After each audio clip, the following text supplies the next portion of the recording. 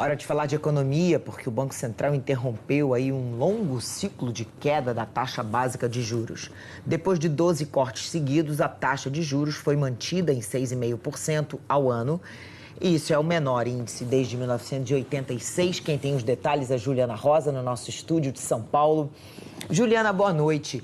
Com a economia tão fraca assim, não dava mais, né, para cortar juros. A gente já era mais ou menos previsível essa decisão.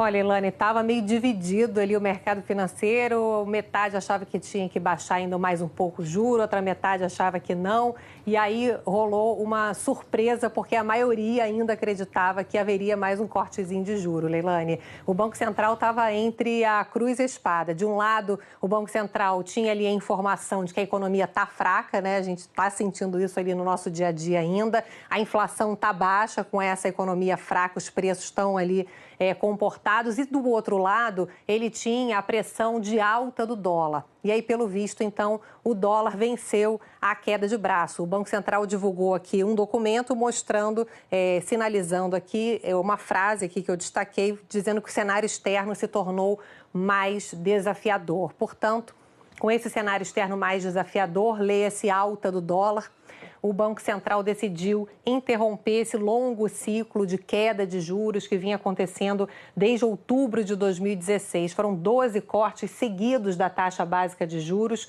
e hoje, portanto, o Banco Central decidiu interromper esse ciclo de queda de juros e manter a taxa básica de juros em 6,5%. Essa taxa Selic, ela bate diretamente no seu dia a dia, porque a taxa Selic, ela é uma referência para todas as taxas no país. Ela influencia as taxas bancárias. Então, a discussão é a seguinte: a gente está mostrando essa queda forte de juro, mas você chega lá no banco, a taxa ainda é muito alta. O repasse dessa queda forte que teve aí nesse mais de um ano, aí um ano e meio para cá, de taxa de juros, o repasse ali para a taxa bancária foi muito pequeno. Os bancos estão segurando muito esse repasse, falando de incertezas, falando aí, olhando para frente e vendo um futuro ainda incerto da economia. Agora, por outro lado, a discussão era, bom, será que não vale a pena tentar forçar um pouco mais essa queda de juro para poder estimular a economia, fazer vocês pegar um crédito mais barato, parcelar, estimular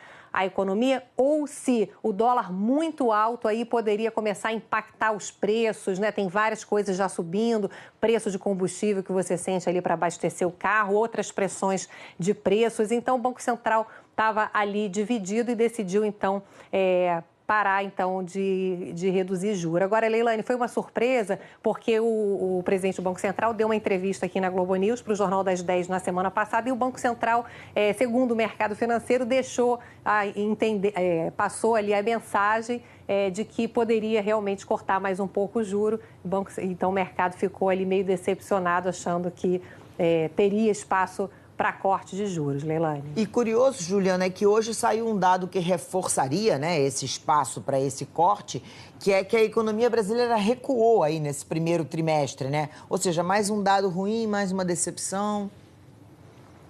Pois é, então esse era um argumento, né? A economia está muito fraca, tem espaço para cortar juro, e aí foi esse dado que saiu hoje, que estava ali certamente na mesa do Banco Central, que vou trazer aqui para você também no telão, que é esse dado do índice de atividade do Banco Central, mostrando, olha só, que a economia brasileira caiu, encolheu nos primeiros 3 meses do ano, 0,13% a queda em relação aos 3 últimos meses do ano passado. Olha só, o ano passado inteiro não tinha queda. A última vez que caiu a economia foi no 4º trimestre de 2016. E aí, o que os analistas me explicaram hoje foi o seguinte: o que você está vendo aqui? Isso aqui é uma prévia, né? A economia brasileira, oficialmente, ela é medida pelo Produto Interno Bruto, que é um dado mais amplo, que demora mais a sair, porque tem mais informações, mas esse aqui é um sinalizador do que está acontecendo com a economia. O que está acontecendo com a economia? Muita fraqueza ainda. Primeiro trimestre, a indústria ficou estagnada,